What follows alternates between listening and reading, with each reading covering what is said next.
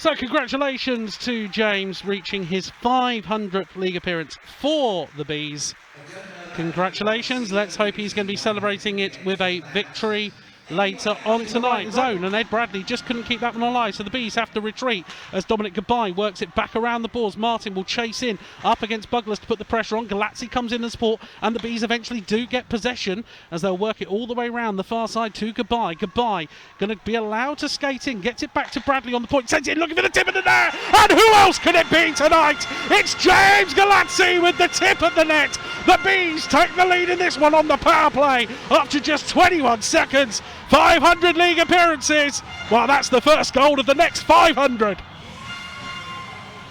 It's funny, you could just see that one coming. It was almost like Bradley just didn't get it as clean as he wanted from Goodbye, but he still was able to work it, and that's criminal from the Phantoms. Just leaving Galazzi at the front of the net like that for a very basic tip-in. All he finds, though, is a Phantoms man as they come flying forward. Billing going to drop it back to his man. Big shot, big save, rebound past the post. Good little spell here from the Phantoms. Got that line out there, making the most of the turnover. Maybe another one here. But Bradley Bowering just ain't able to take control of that one. Oh, good saves there by Curtis Warburton to dig the Bees out of trouble. Now maybe a chance because Zane McKenzie's going to jump off the bench. He's got Smith in the slot. If he can find him, goes to the shot himself. Zane McKenzie with the goal. It was 3 assists last weekend as he made his debut for the club. And now in this one, he's doubled the Bees' advantage in a very short space of time. 8:23 to go in the first. The Bees, having been saved at one end by Curtis Warburton, go up the other end and score thanks to Zane McKenzie. Let's see this one again. All of a sudden you saw it. Zane jumped off the bench and had a chance, wheeled in. Josh Smith's backdoor if he wants it. Didn't want it, didn't need it. Scores the goal. 8:23. Bees into a 2-0 lead. Douglas takes control of it, sends it all the way down the ice and will force Warburton to playing as he's under pressure from Weldon, but the Bees are able to work that one out. Martin will work it cross ice into Goodbye. Goodbye looks to drop it back off the point. Martin sends it around. Goodbye reads it with speed. Smith just went down the Bakerloo when the puck was on the Piccadilly, and it's going to allow the Phantoms to clear, but they can't. Bradley steps in on the point. Bradley will step and try and fire it on. Weldon gets a skate on the play, keeps it alive for Goodbye. Goodbye will feed it back to Bradley. Bradley shot in off the back of the net, and it goes in! Big shot from the point that Jordan Marr just wasn't able to keep a hold of, and it just trickled it over the line. It's the second power play goal of the night for the Bees. 2 from 2 as they move into a 3-0 lead. I couldn't see if this one got a little bit of a tip on the play or not. I'm just going to double check this one because you'll just see it. No, it did. I don't think he got a tip at all. Jordan Marr was unfortunately just going to his right. The puck went a little more left than he expected. He was just desperately trying to find something. And as it bobbles into the back of the net, we are getting underway. Where's it gone? Draw win then for Weldon. Does well under pressure there as Lingram will chase in. Long will try and send it around and out. Good play there by the Phantoms, getting it out of their own end. And even better play by Foster to keep the battle on him. Yes, he will battle in around the back. Foster going to get held up though nicely by Ross Bottom. No call on the play. Still trying to send it around as the Phantoms try and go to the net. Big turnover, big chance, big rebound, still alive. And eventually it is there for Will Weldon. And you have to say, the Phantoms had just worked it a few times to the net. The Bees hadn't cleared it out in front of the net. And with 8:03 to go in the first, the Phantoms have got the goal back they conceded earlier on in the period. And this is what I'm talking about. Earlier on in the period, you saw Petr Stepaniak get held up in a battle. And when the puck bobbled free, there was no one to be found. Well, Will Weldon sat there all by himself. The puck just bobbles free. The Bees man just can't get to the move quick enough. And that allows the Phantoms to reduce the deficit 3-1. But yeah, that's what I'm talking about there. Earlier on, Petr Stepaniak got tied up and didn't receive the rebound of the puck. Will Weldon there had all the time in the world, so when that puck landed onto his stick, he was just able to finish it off. Now the Bees have got to be careful because you now think the Phantoms are getting into this one as Ryan Webb will send it in on a chase, trying to work something out as him and Douglas go into battle. Martin going in to help pick up the pieces as well as Galazzi comes across on Stepaniak as Harvey Stead just will play it back out the other way. Ryan Webb has to escape the zone because he had snuck in, waiting for the offside. Now Douglas sends it long. Stepaniak stays high on the play. Stepaniak will try and fire it in, and it's there. It's the second in a short space of time for the Peterborough Phantoms. One has brought 2 for this one, and this is the game back to life. You can't take a shift off right now. 7:35 to go. Phantoms have got it back to 3-2, and I told you, expect to see the Phantoms kept Stepaniak high, and that's exactly what they did here. Kept him high, unleashed his opportunity, he lets go with the shot, and it's just in off the post. It's a pinpoint finish from Stepaniak, but it's enough to bring the Phantoms back into this one properly. Kill for the Bees.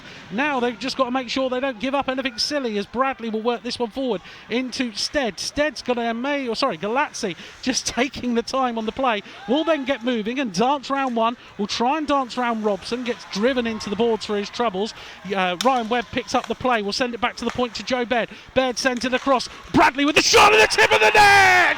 NIHL England with the tip! It may have just gone straight in off Ed Bradley. I told you, when it comes to penalties, it's sometimes the shift after the penalty that makes all the difference. And there for the Bees, they re-extend their 2-goal advantage with 2:36 to go in the period. The Bees re-establish their 2-goal advantage. And I want to see if this one got a tip on the play. I'm not entirely sure. It worked well here in the end. Good pressure from Webb. Baird sent it across to Bradley. Bradley sent it in. Maybe a tip on the play, maybe not. Don't think it matters either way if you're in the gold, black and grey of the this one. As that puck disappears into the corner, Rosbottom has to go in and chase. Baird will come in behind to try and take on Padalecki, hold him up along those boards. Rosbottom comes in to help. Big long shift for both of these teams here as the Phantoms try and work their way to the net. It's going to bobble around. That puck was free for just a split second, but now it's going to be the Bees who come away with it with Lindgren. Got support from Rosbottom. Lindgren going to go working it to the net, up into the water bottle. Send that one flying, NIHL Lindgren does. Of all that pressure from the Phantoms, great work in the defensive end from the likes of Christian Moore, Joe Baird and Ed Bradley, but going the other way, Alan Rosbottom, and eventually NIHL England with the finish. Bees into a 5-2 lead. You're not going to see on the highlights all of the work that the Bees had to do defensively to keep them out. All you're going to get to see here is a lovely, lovely finish from NIHL England. Got the support, didn't need it, sent that water. This could be a crucial power play in the game. I know it sounds stupid at 5-2, but all of a sudden, just the simplest of errors, and it can be a game changer as Glenn Billing will put the pressure on Harvey Stead, having to read him all the way. And this is what I'm talking about. Billing's going to come round, shot nets off its moorings. No goal on the play, waved off because the net was off the mooring. Phantoms players won't be too happy about that one. Straight away, Buglas in. Hewitt waving it off, O'Neill waving it off, everybody waving it off. O'Neill having a long old chat with Hewitt, who instantly waved it off. And that's what I'm talking about. All of a sudden, a mistake on a power play like that. Silverjob's coming in as well. Hewitt not happy, he's waving off straight away. Weldon in there complaining. I don't blame them. Even though the net was off the mooring, and Warburton just showing how easy it is for this net to come off. It's not like it's a light kick, it's a gentle kick. Hewitt and O'Neill having a conversation. Now Hewitt has waved off the goal. I'm wondering if linesman O'Neill's having a chat here and actually going, you know what? You could probably give this as a goal actually. I don't have a problem if it is given as a goal, actually. It was a poor play by the Bees. I think they took it lackadaisically. And O'Neill really having a chat here with Hewitt. Now, do they give a penalty shot? I don't know. It's a fascinating conversation going on. I'm going to keep my eyes on for you. I don't have a problem if a goal's given here. As much as the net was off the mooring, the finish is through where the goal crease would have been. I don't think we can deny that it was a goal. Warburton was trying to make a save.